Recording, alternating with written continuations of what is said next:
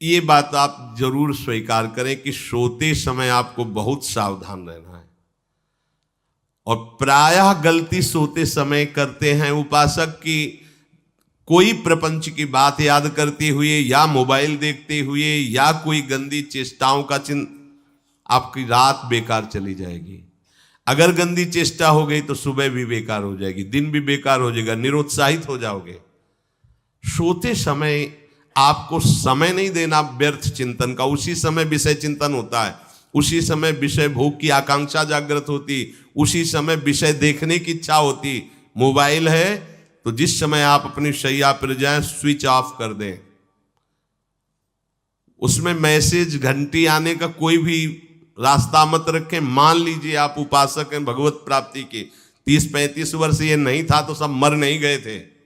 और बोले इमरजेंसी, जब इसकी 30-35 वर्ष से पहले इसकी कोई रचना नहीं थी, मुझे लगता है, क्योंकि 30-35 वर्ष में ही इसका विस्तार देखा है। नहीं तो कभी किसी के पास मोबाइल नहीं। कोई बड़े अधिकारी तो इतना बड़ा वो, इतना बड़ा वाला वो ऐसे रखते थे नहीं तो मोबाइल तो हमें लगता है 30-35 वर्ष। तो फिर इमरजेंसी कैसे चलती थी, कैसे चलती थी इमरजेंसी? और आप ब्रह्मा हो क्या कि इमरजेंसी संभाल लोगे? स्विच ऑफ करो। जो सब इमरजेंसी संभालने के लिए तैयार रात दिन न सोता है, वो हर समय जागृत रहता है, वो हमारा आराध्य देव है। स्विच ऑफ करो, चिंतन लगाओ श्री जी का।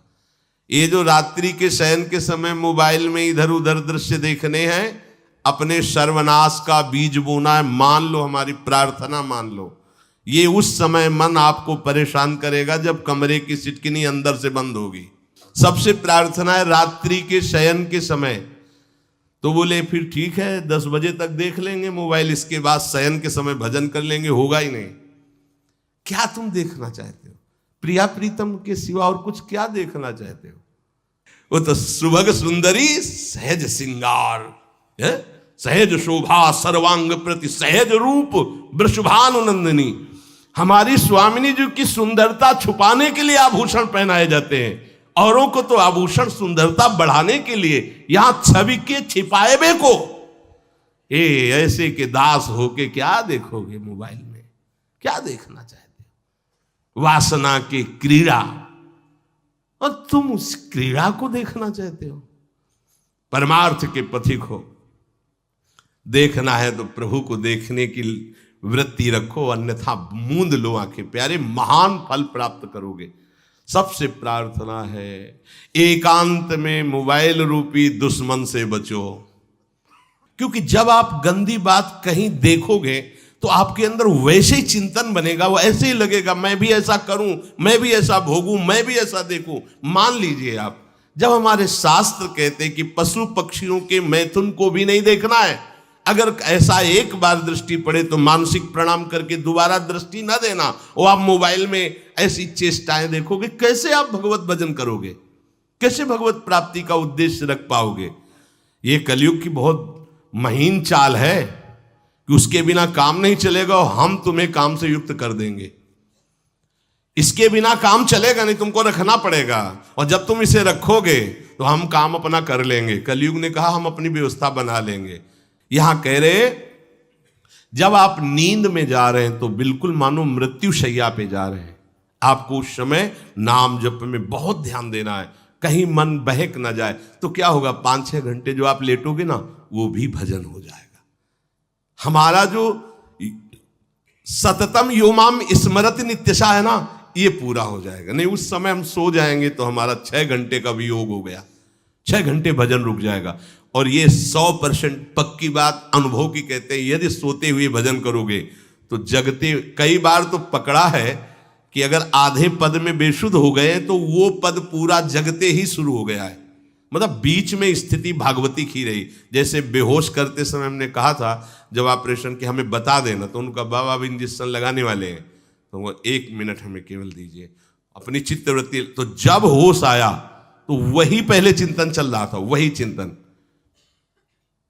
जैसे सोने के समय हम बेहोश हुए तो जगने के समय वही चिंतन, ऐसे ही इंजेक्शन से जब बेहोश हुए और जब होश आया तो वही चिंतन चल। बहुत बड़ा चमत्कार अभ्यास का है।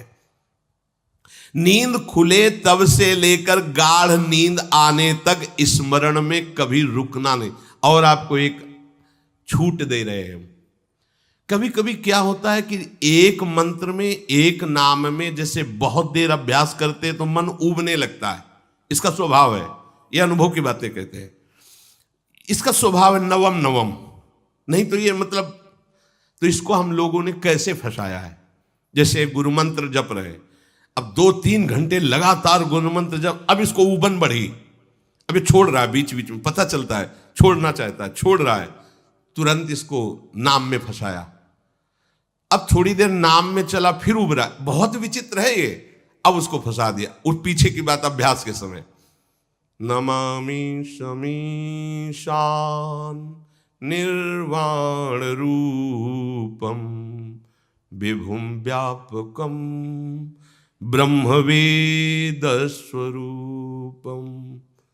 चिंतन, पदगान कर रहे, ये भगवान शिव पदगान कर रहे हैं और उसका चिंतन, निर्वाण रूपम विभुम व्यापकम ब्रह्मवेद स्वरूपम।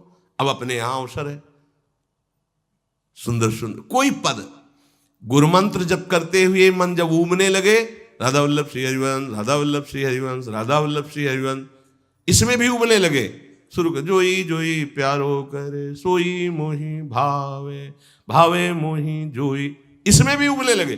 सुधा निधि का कोई एक लाइन ले लो, ब्रह्मेश्वरादि सुदुरूह पदारविंद श्रीमत् पराग परमाद्भुत वैभव, ब्रह्मेश्वरादि सुदुरूह छोड़ना नहीं है, तू भाग में नवम नवम दे रहा हूं, नवम नवम।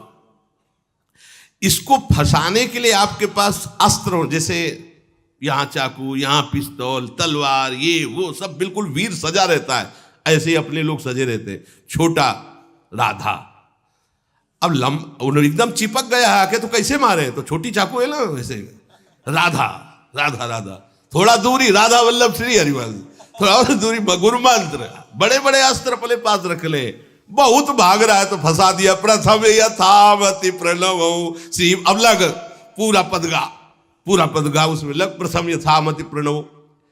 भोजन पाते समय ऐसा अभ्यास किया है, 1 घंटा के पहले भोजन नहीं होता, चाहे 2 रोटी पाना हो, समय लगता है भोजन, आराम, एक एक नाम, एक एक, कुछ भी हल्ला मचाओ, कोई फर्क नहीं पड़ेगा, अपना चलेगा। अभ्यास स्नान के समय, भोजन के समय, किसी क्रिया के करते समय, किसी से बात करते समय, सोते समय, ये विशेष स्थान जहां में सावधान रहना है, या भजन छूटता है।